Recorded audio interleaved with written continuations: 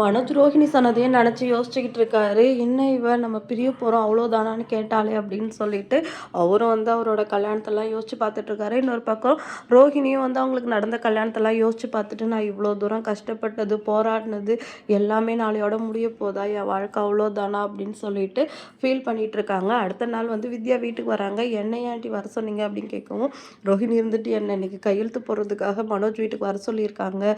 நீ என் கூட வா வித்யா, என்னால் ஸ்டெடியாக இருக்க முடியல. எனக்கு கை கால்லாம் நர்வஸாக இருக்குது. எனக்கு தனியாக போக ஒரு மாதிரியாக இருக்குது. உன்னை விட்டால் எனக்கு யாரும் இல்லை.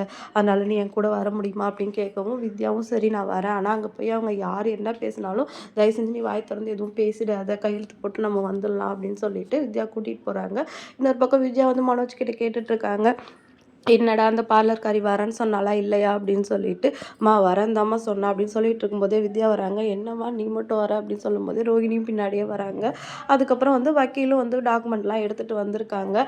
அதுக்கப்புறம், "இதோ பார் நீ கேட்டியா அந்த பணம் 5,00,000 ரெடியாக இருக்குது. இந்த பணத்தை எடுத்துக்கிட்டு கையெழுத்து போட்டு கொடுத்துட்டு போய்க்கிட்டே இருக்கணும்" அப்படின்னு சொல்கிறாங்க.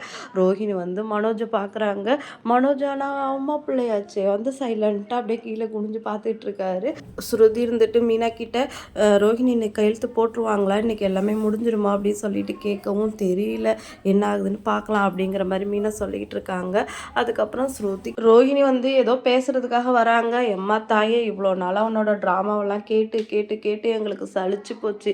நீ என்ன இந்த பணத்துக்கு தானே ஆசைப்பட்ட, நீ ஆசைப்பட்ட பணம் தான் கிடச்சிருச்சுல. இவ்வளோ நாளாக ரொம்ப நல்லவ மாதிரி பேசினேன். கடைசியில இந்த 5,00,000 ரூபா பணத்துக்காக தானே இவ்வளோ ட்ராமாவும் போட்ட. இதோ பணம் முன்னாடி இருக்குது, எடுத்துக்கிட்டு நீ கிளம்பி போய்கிட்டே இருக்கலாம். ஒழுங்கு மரியாதை கையெழுத்து போட்டு போ அப்படின்னு சொல்லிட்டு பேப்பர் எடுத்து கொடுக்குறாங்க. ரோகிணி வந்து அழுதுகிட்டே போயிட்டு டேபிள் கிட்ட நிற்கிறாங்க. தோப்பார் இந்த நாடகத்தெல்லாம் நாங்கள் ஆல்ரெடி ரொம்ப பார்த்தாச்சு அப்படின்னு சொல்லிட்டு விஜயா வந்து ரோகிணியை வந்து திட்டுறாங்க. மீனா இருந்துட்டு பாவமாக இருக்குங்க ரோஹிணியை பார்க்க. அவங்க வந்து ரொம்ப கஷ்டம் இல்லை, ஒரு புருஷனை பிரிகிறதுங்கிறது எவ்வளோ பெரிய முடிவு, என்னால் அதை வந்து பார்க்கவே முடியல அப்படிங்கிற மாதிரி மீனா ஃபீல் பண்ணுறாங்க.